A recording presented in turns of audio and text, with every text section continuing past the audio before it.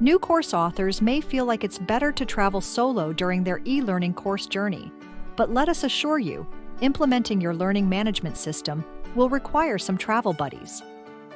Successful implementation of your LMS will involve different roles being filled. Individuals with diverse skills and the necessary expertise will be invaluable in getting your LMS where you need it to go. You may be wondering how many people you should recruit.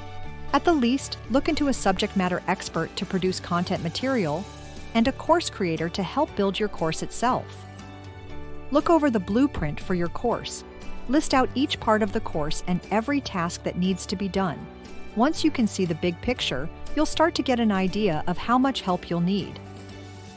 Before you start building your team, check out our How to Create an Online Course Masterclass for more.